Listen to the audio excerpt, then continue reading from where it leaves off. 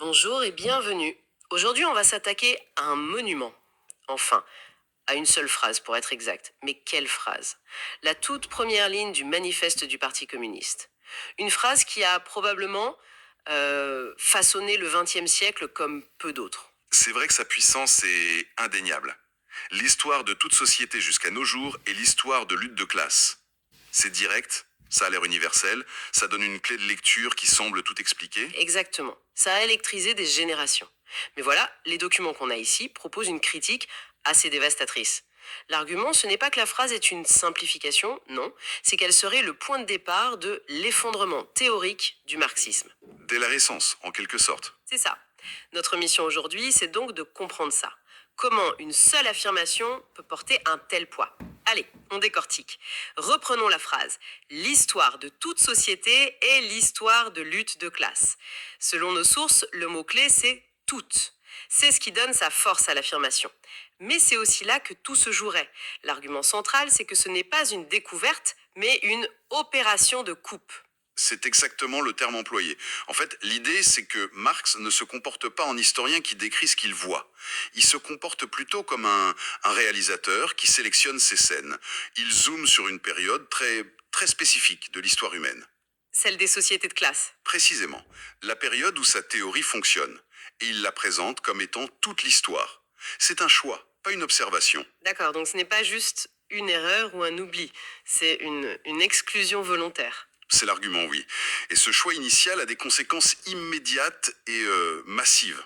Les sources en listent trois. La première, la quasi-totalité de l'existence humaine, des centaines de milliers d'années, est tout simplement jetée hors de l'histoire. Ça ne compte pas. D'accord. Deuxièmement, le sujet de l'histoire n'est plus l'être humain social, mais la classe, un concept, une abstraction. Et troisièmement, l'histoire devient un récit conditionnel. Elle n'existe que là où il y a conflit, Pas de conflit de classe. pas d'histoire. Voilà. Donc au lieu d'écrire l'histoire, il la réduit dès la première ligne pour qu'elle rentre dans son cadre. C'est l'idée de l'opération de coupe, oui. C'est une amputation, pas une simplification. Cette conclusion est vertigineuse. Pas de classe, pas d'histoire.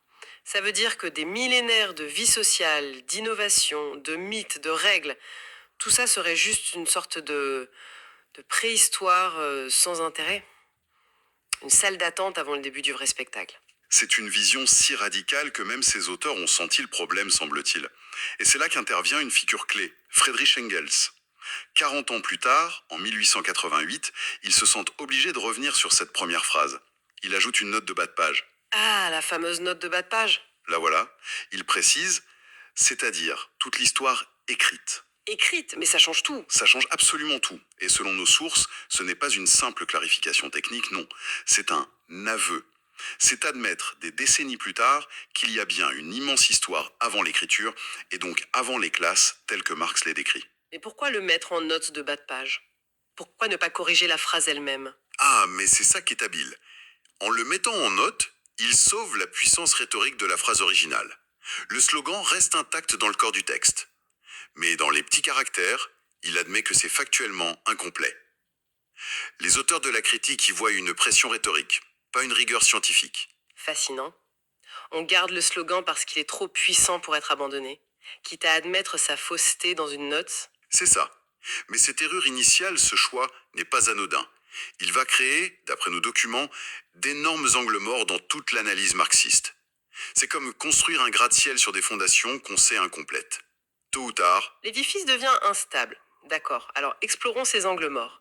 Si on part du principe que seule l'économie compte, qu'est-ce qu'on ne voit plus dans une société fêtiste?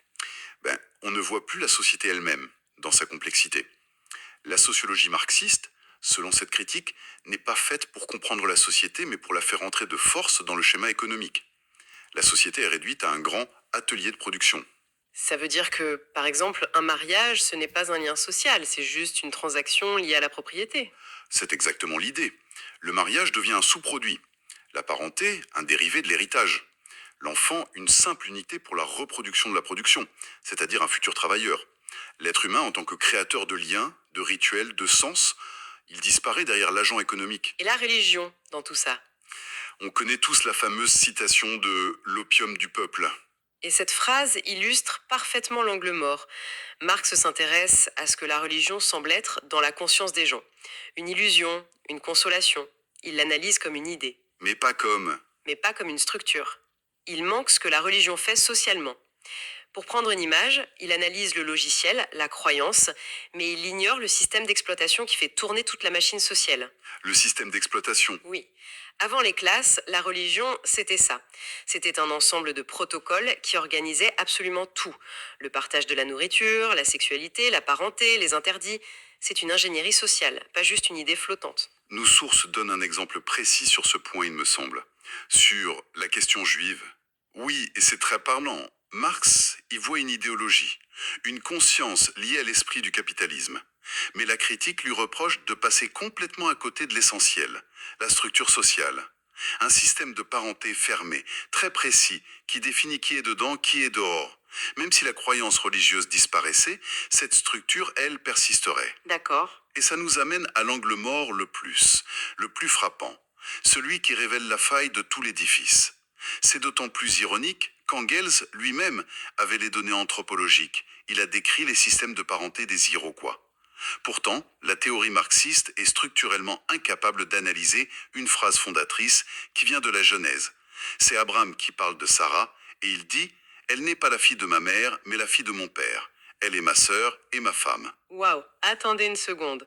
Cette phrase est un véritable casse-tête juridique à elle toute seule. Ma sœur et ma femme. On est au cœur de la définition de l'inceste, des règles de filiation. Exactement. Et tout ça bien avant l'idée de prolétariat ou de bourgeoisie. Analyser cette phrase, c'est toucher au cœur de la fondation de la société.